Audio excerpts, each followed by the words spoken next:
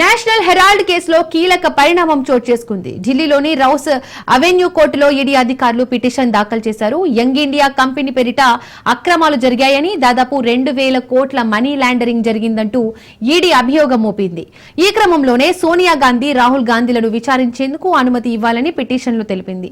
కాగా ఈ కేసులో ఇప్పటికే సోనియా, రాహుల్ సహా తదితరులపై ఈడీ ఛార్జిషీట్ దాఖలు చేసింది. అంతేకాదు యంగ్ ఇండియన్ సంస్థ ద్వారా అసోసియేటెడ్ జర్నల్స్ లిమిటెడ్ ఆస్తులను అక్రమంగా స్వాధీనం చేసుకున్నారని ఛార్జిషీట్ లో ఈడీ స్పష్టం చేసింది. దీని నుండి 2,000 కోట్ల విలువైన ఆస్తులను అక్రమంగా వారు పొందారని ఆరోపిస్తోంది.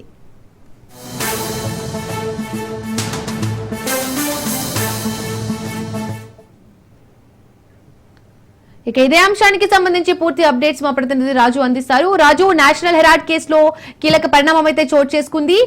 మరి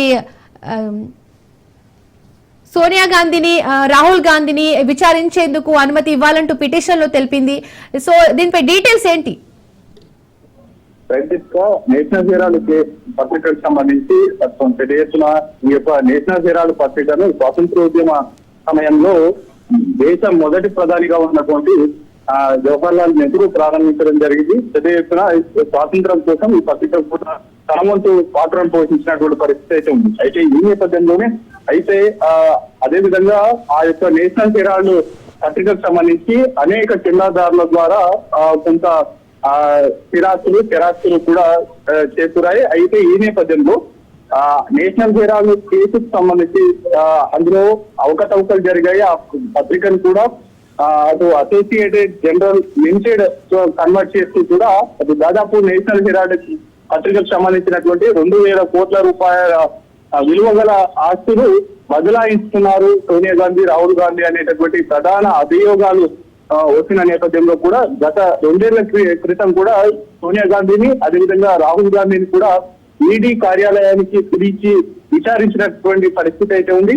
గతంలోనే ఆ యొక్క విచారణ పూర్తయిన వెంటనే కూడా ఈడీ ఛార్జిషీట్ లో సోనియా గాంధీ, రాహుల్ గాంధీ పేర్లను కూడా చేర్చినటువంటి పరిస్థితి అయితే ఉంది. ప్రధానంగా యంగ్ ఇండియా కంపెనీ పేరిట ఉన్నటువంటి పేరిట అక్రమాలు జరిగాయి. దాదాపు 2,000 కోట్ల రూపాయలు చేతులు మారాయి, మనీ లాండరింగ్ జరిగింది అనేటటువంటి అభియోగాల నేపథ్యంలో కూడా ఈ యొక్క రాహుల్ గాంధీ, సోనియా గాంధీతో పాటు మరికొంతమందిపై ఈడీ ఛార్జిషీట్ లో వారి పేర్లను కూడా దాఖలు చేసినటువంటి పరిస్థితి అయితే ఉంది.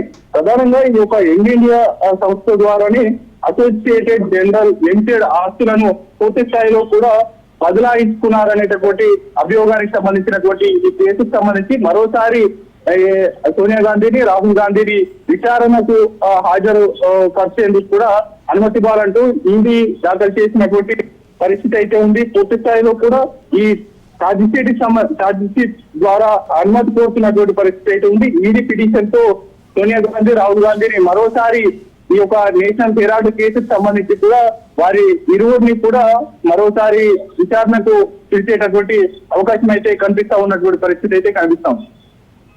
Right, thank you Raju.